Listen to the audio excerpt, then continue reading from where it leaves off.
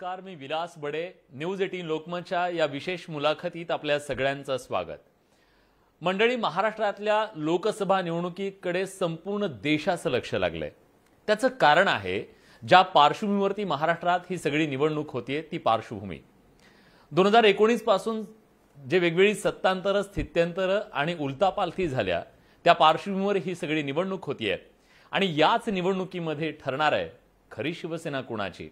आणि ज्या मातीत हे ठरणार आहे ती माती आहे ठाण्याची, जिथून शिवसेनेला पहिली सत्ता मिळाली. आणि त्याचमुळे या ठाणे जिल्ह्यातले कल्याण डोंबिवली मतदारसंघातले उमेदवार, खासदार आणि राज्याचे मुख्यमंत्री एकनाथ शिंदे यांचे सुपुत्र डॉक्टर श्रीकांत शिंदे आज आपल्या सोबत आहेत. आपण थेट त्यांच्याशी संवाद साधणार आहोत. स्वागत आहे तुमचं न्यूज 18 लोकमतच्या या मुलाखतीत. धन्यवाद विलासजी. महाराष्ट्राला अपेक्षा होती श्रीकांतजी की ही लढाई ठाकरे विरुद्ध शिंदे अशी होईल, कारण तुम्हाला चॅलेंज दिलं गेलं होतं आदित्य ठाकरेंकडून की मैदानात मी उभा राहणार आहे. पण असं काय झालं की ही लढाई तशी दिसली नाही? आंबेडकर तर असं म्हणतायत, प्रकाश आंबेडकर, की फिक्सिंग झाली आहे. खरं काय?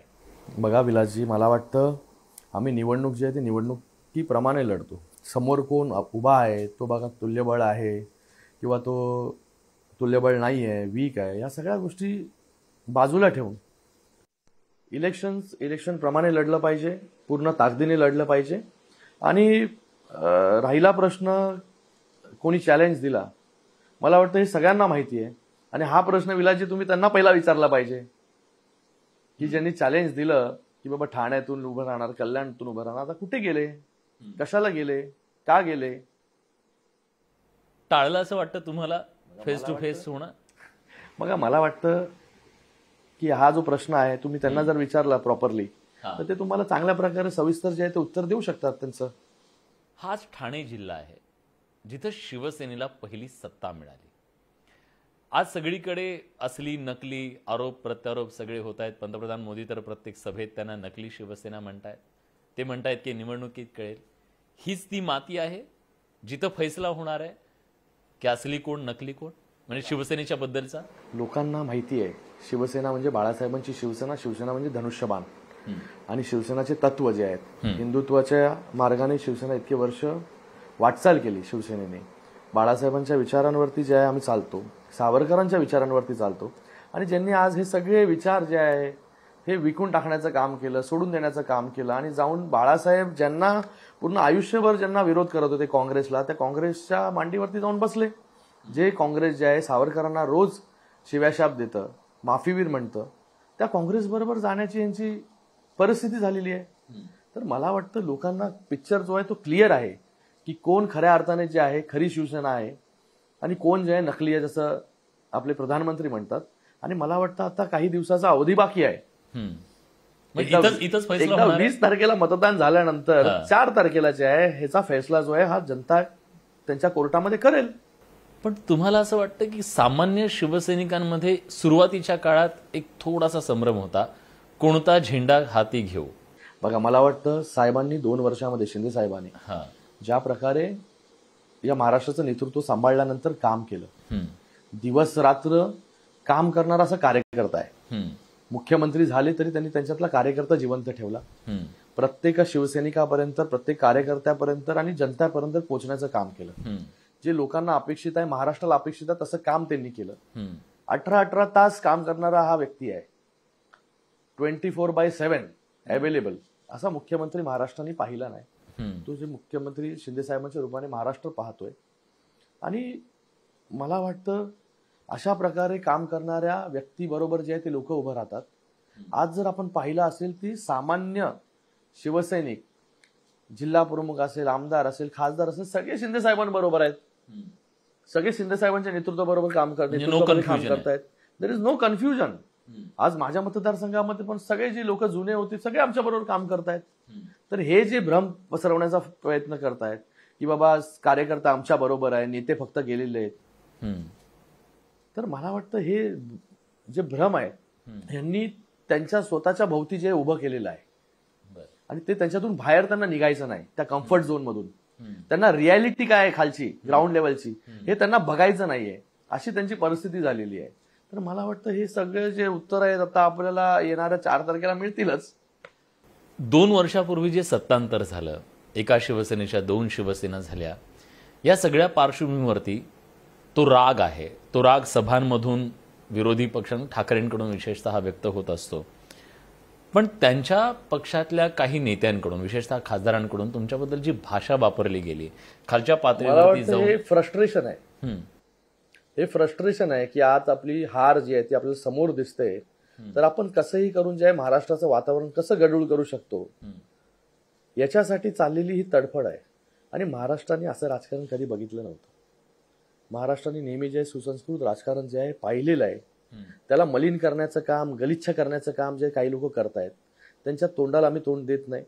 त्यांच्या प्रश्नांना जे आहे, ज्यांना शिव्या, शाप, टीका, त्यांच्या टीकेला पण आम्ही भी घालत नाही. शिंदे साहेबांचं नेहमी म्हणणं असतं, आपण आपली मर्यादा जी आहे ती पाळून चाललं पाहिजे. आपल्यावरती जे संस्कार झालेले आहेत त्या संस्काराच्या हिशोबाने आपण काम केलं पाहिजे.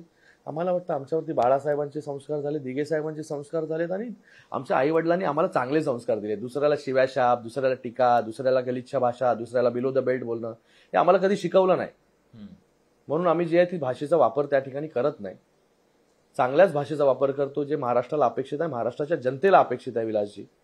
आणि त्या अनुषंगाने आम्ही वाटचाल करतोय. म्हणून जनता जी आहे ती भरभरून प्रेम जे आहे ते देते, प्रतिसाद जे देते. तुम्ही आतापर्यंत तुमच्या विरोधी पक्षातली जी उमेदवार आहे त्या उमेदवाराचं नाव सुद्धा घेतलं नाही, त्यांच्यावर टीका सुद्धा केली नाही. ही स्ट्रॅटेजी आहे की काय? नाही, स्ट्रॅटेजी कशाला, आपण आपलं काम करत राहायचं विलासजी. आम्हाला शिकवलेलं तुम्ही तुमचं काम करा. टीकेमध्ये जो आहे तो जास्त वेळ जातो. टीका आपण करतो, समोरचा करतो, परत आपण करतो, परत समोरचा करतो, त्याच्यामध्ये वेळ वाया जातो. त्यापेक्षा लोकांपर्यंत पोहोचला पाहिजे, लोकांची कामं आपण केली पाहिजे. हे पहिल्या दिवसापासूनचं माझं स्ट्रॅटेजी आहे. आणि आत्ताचीच नाही इलेक्शनची, हे पहिल्यापासून, जेव्हापासून मी खासदार आहे तेव्हापासून जो आहे या सगळ्या गोष्टींमध्ये आपला वेळ जो आहे हा व्यर्थ घालवण्यापेक्षा जे आहे आपण आपलं काम दाखवलं पाहिजे, लोकांना सांगितलं पाहिजे.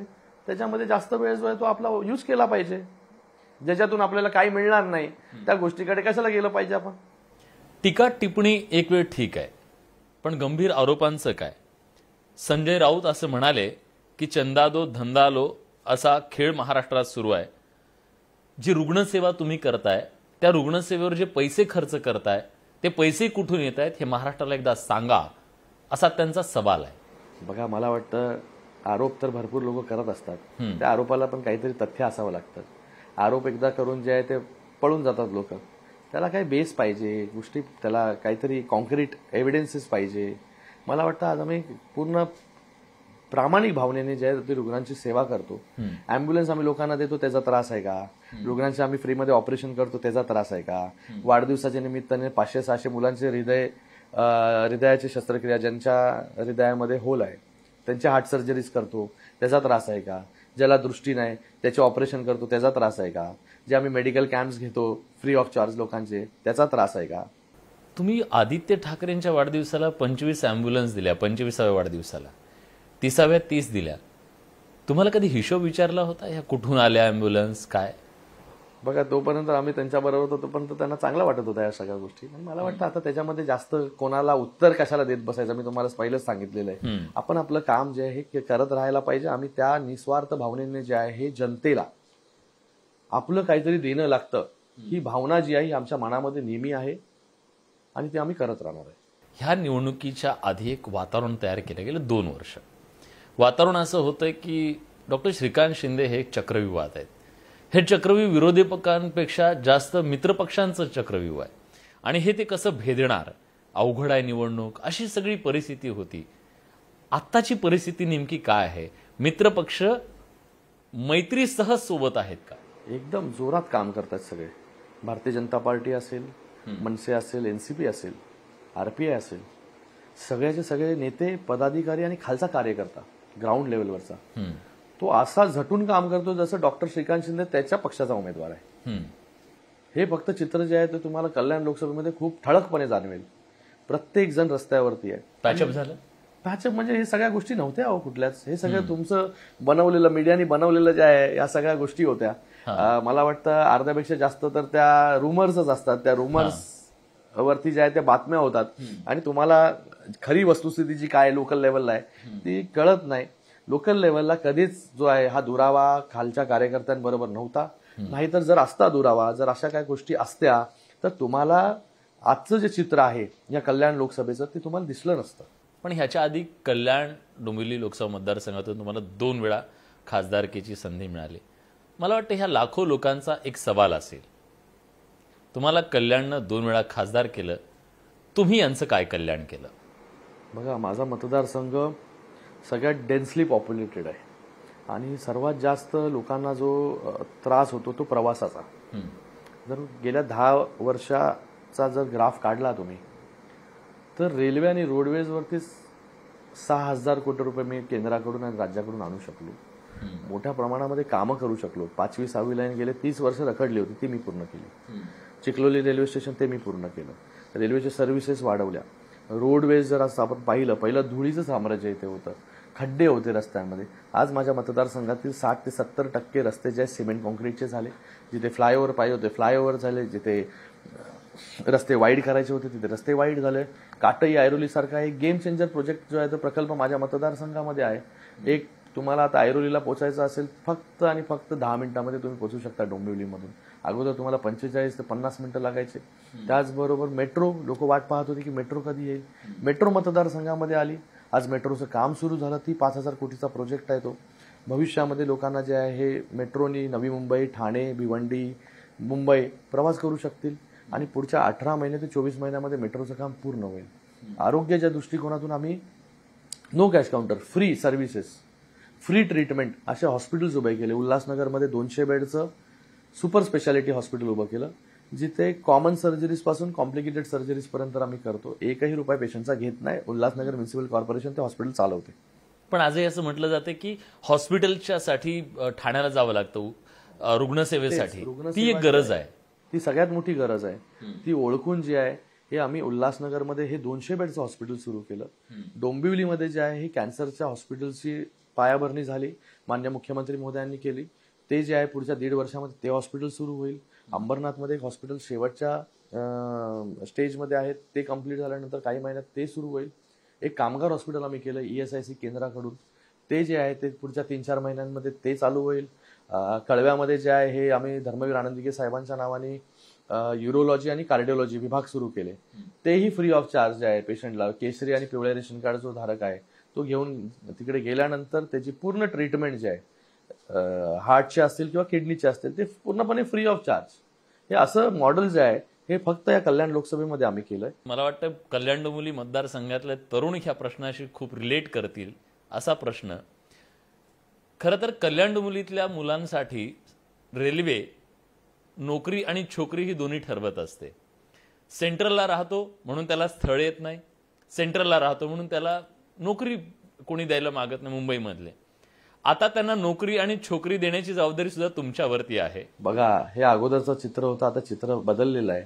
आपले पण भरपूर पत्रकार जे आहे ते डोंबिवलीमध्येच राहतात आमच्या, आणि आता कम्युटेशन नोकरी छोकरी मिळाली दोन्ही सोपं केलेलं आहे आम्ही कम्युटेशन. आज ठाण्याला जर जायचं असेल तुम्हाला डोंबिवली मानकोली ब्रिज फक्त क्रॉस करा, 15 मिनिटात ठाणा. टाटा ऐरोली झालं की 15 मिनिटात नवी मुंबई. असा प्रवास. मेट्रो झालं की तुम्ही लगेच मुंबईला पोहोचू शकता. तर हा जो प्रश्न आहे हा प्रश्न कायमचा मिटलेला आहे कम्युटेशनचा. पण त्याचबरोबर एम्प्लॉयमेंट जनरेशन माझा सगळ्यात मेन जो आता फोकस असेल. आता तर कम्युटेशन आपण चांगलं करतोय, पण त्याचबरोबर हे जे कम्युट करतात ना लोक टू अँड फ्रो, ते पण कमी झाले पाहिजे. ते इथल्या इथे त्यांना नोकरी मिळाली पाहिजे. त्याच्यासाठी जे आहे इथे नवीन नवीन फॅक्टरीज असतील, नोकऱ्या कशा येतील. आता आम्ही एक्सटेंडेड पाले अंबरनाथचं एक्सटेन्शन करतोय, पाले MIDC. तिथे आता ऑलरेडी फॅक्टरी जायला चालू झाल्या, तर लोकांना इथल्याच इथे जॉब मिळेल. एक ग्रोथ सेंटर 27 गावांमध्ये करतोय, त्याच्यामुळे एम्प्लॉयमेंट जनरेशन होईल. त्याचबरोबर आम्ही एक महाहब करतोय, महाराष्ट्र हब. स्टार्टअप्स आपलं महाराष्ट्र जे आहे स्टार्टअपमध्ये नंबर 1 आहे. पण जे इनोव्हेटर्स आहेत, जे ग्रामीण भागामधून येतात, चांगले सुपीक आयडियाज आहेत त्यांच्या डोक्यामध्ये, पण परिस्थिती चांगली नाही, त्या लोकांसाठी जे आहे हे महाहब असेल. त्याच्यामध्ये पूर्णपणे हँडहोल्डिंग करण्याचं काम सरकारच्या माध्यमातून, केंद्र सरकार आणि राज्य सरकार. त्यांना सिंपल कार्पेंटरी पासून, प्लंबिंग पासून ते AI, ड्रोन्स, या सगळ्या सुविधा ज्या आहेत, 3D ॲनिमेशन, या सगळ्या गोष्टी त्या एका महाहबनी हँड्स ऑन एक्सपिरियन्स ते करू शकतील. टेक्नॉलॉजी तिकडची वापर करू शकतील आणि त्यांच्या त्या डोक्यामधल्या ज्या गोष्टी आहेत त्या सत्यामध्ये उतरू शकतील. त्यांचं पूर्णपणे त्यांना बँकचं लोन असेल, त्यांना त्यांच्या पायावरती उभं करण्याचं काम हे महाहब करणार आहे.